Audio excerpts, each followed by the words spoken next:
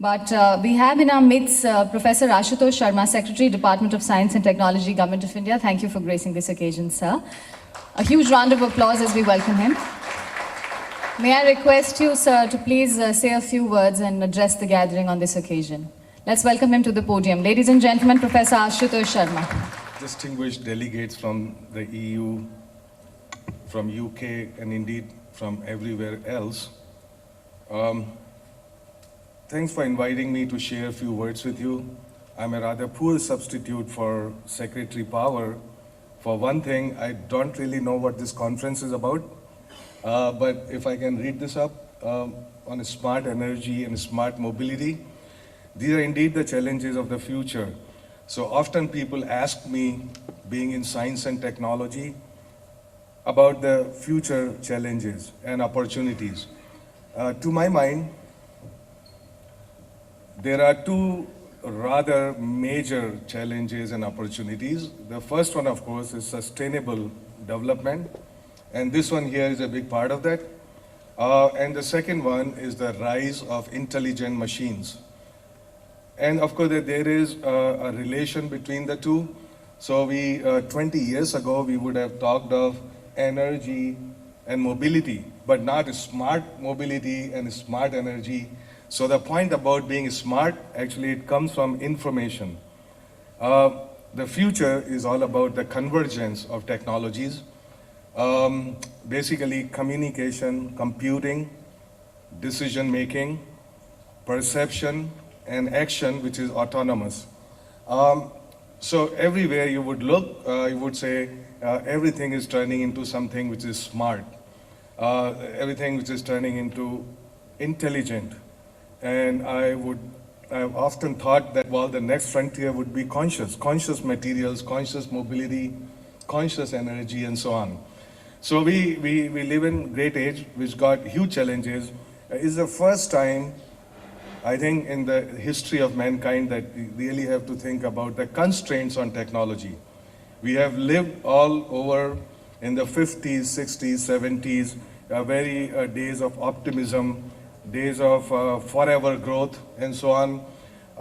So of course the growth is forever, but we have to figure out a way to make it sustainable.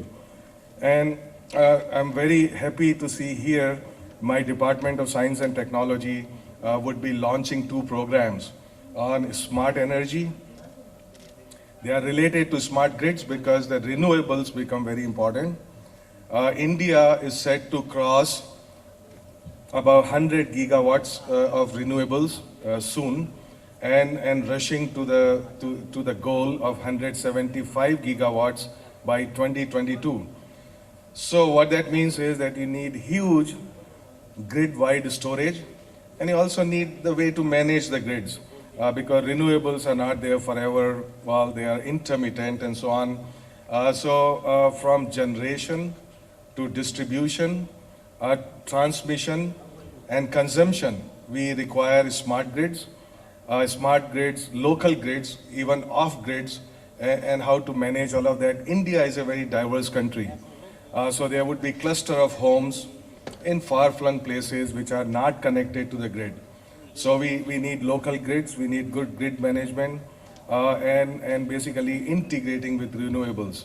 So I am sure that this conference here is looking at all of that very holistically, bringing in the flow of information, the management of information into our energy systems, in our mobility systems.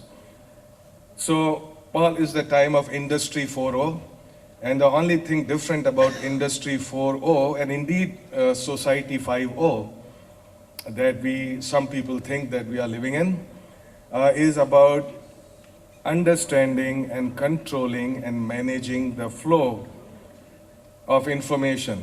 In fact, is the generation and the flow and the control and the ownership and the consumption of information which is the critical factor.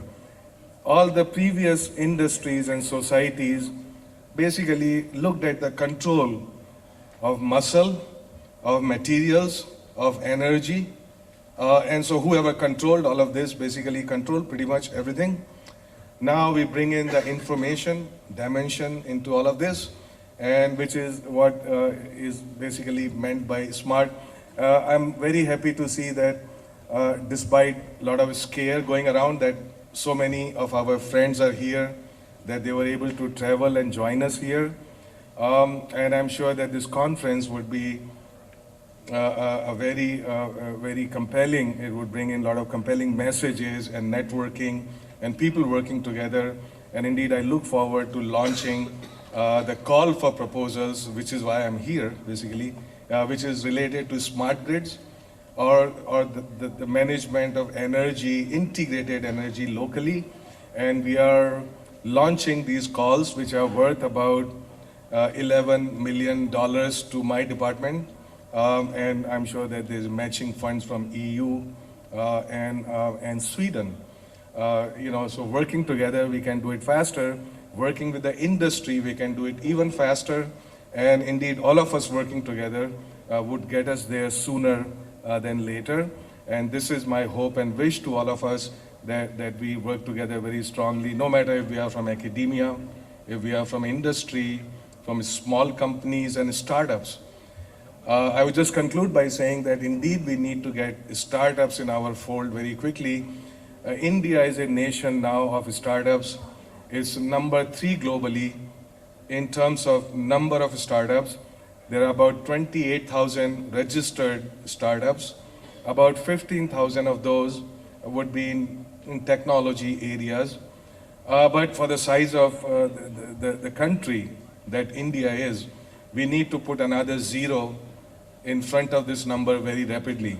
And we are working on that very hard. So it's a great time to involve for problem solving our young people, educated people, energetic people of India to solve many of the problems that we pose related to sustainable development.